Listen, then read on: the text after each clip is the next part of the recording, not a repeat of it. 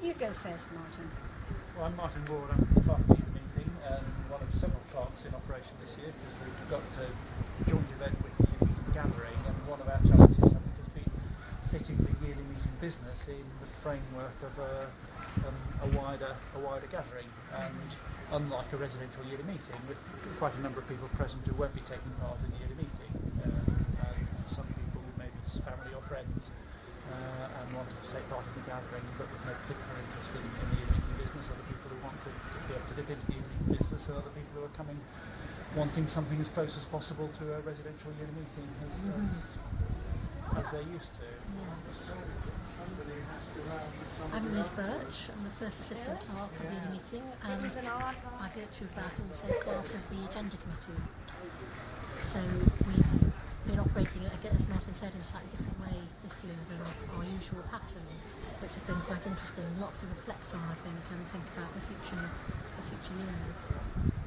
And I'm Susan Robson. I'm technically second assistant clerk, and I also clerk the arrangements committee, which means I do quite a bit of legwork in the run-up to yearly meeting. And I've also been to a couple of the gathering planning committees as well, to try and make sure we get all our ends tied together. That hasn't always happened, but we have been trying. Yeah, we meet every day to see how the business is going and to plan the next session. One of the interesting challenges, I think, hasn't it, that the two committees have had very different timescales, that summer gatherings tend to be planned over quite a long period beforehand. Yearly meeting agenda committee tends to thrush around issues but only finally resolve the agenda in the January of the year in which the yearly meeting is held, partly in order to give opportunity for new developments to come up and for the agenda of the yearly meeting to be reasonably current. But it's created some interesting disparities of timetable, because the gathering planners haven't known in good time what the yearly meeting was going to have on its agenda.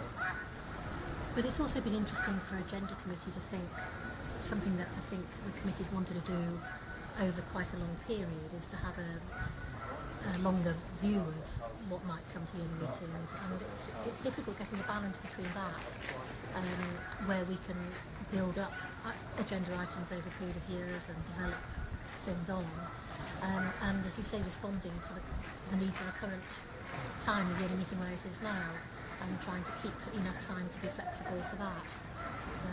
So it is an interesting, I don't know whether you call it a paradox or what. Well, one of the positives has been able to deal with issues in very different ways, and we introduced three very substantial items of business this morning in terms of the work of the trustees, the work of Quaker stewardship, looking at how we manage our affairs more widely as a society, not just our central work but in our local meetings, and also the question of our response to celebration of committed relationships. And in each of those cases it's possible for those to be explored much more in small groups and in different ways in a residential setting than in a long weekend in London, where what doesn't happen in the main sessions gets very compressed into lunchtime interest groups. I think people don't realise the friend on the bench doesn't realise how long it takes to actually prepare a session, to see what the focus is that people want, and then to find the right people to introduce it, and to work with them, and then to find all the people to facilitate the response groups and things like that. For instance, the committee relationships process, which includes various ways of approaching the business, well, it's barely ready yet, and we're one day into it. So that is one of the more interesting and exciting radical ways of trying to tackle it, with a lot of threshing. But it has taken a tremendous amount of organisation, which hasn't been done by us. In the end, it's been done by Michael Hutchinson, for which he can have a gold star. But it's much more complicated than you think. It's quite interesting that in most Quaker business meetings the clerks have quite a strong say over what goes on the agenda.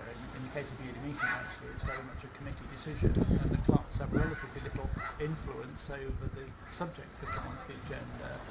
But one of our roles is to continually remind the committee that's putting together the agenda of the amount of space which is needed, and that although, as Susan said, good preparation, good introductions are very important, it's also important to leave time for the moving of the spirit in the body of the meeting.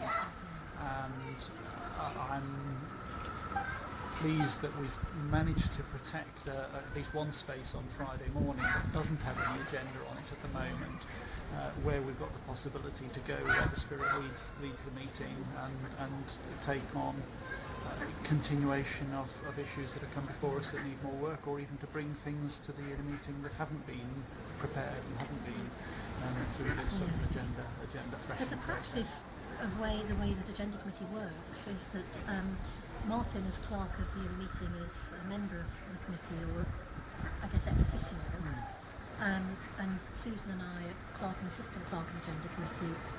And I think that I can see how that's developed in that way, because it is useful for the yearly meeting clerks to be very familiar with the business, the agenda that's coming up in the business, and understand the background to it and how it works and what's expected.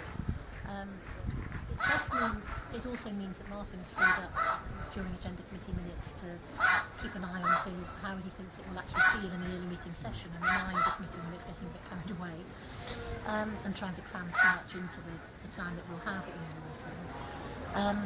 But it's a sort of an interesting, I don't know what Susan's experience of it is, but I think it's quite a challenge for us, because as clerks we're not directly involved in the content of the ideas that come up. We're there to, I suppose, facilitate the process of the agenda coming together, and so we don't get to feed in our pet ideas into the mix so much. Quite the opposite. We're keeping sort of aloof or back from that, and trying to keep an overview of it as well. So the agenda committee itself is where the ideas come from, and from that, and also from our meeting with representatives of other groups and committees at the start of the planning cycle, where they come and feed in the ideas which are bubbling up in their area of expertise, or their geographical area, whatever it is, in the yearly meeting. And all of those ideas are sort of a seething mass of ideas of things that could end up on the yearly meeting agenda in one form or another. And the temptation is always to try and fit in as much as possible, as Martin said.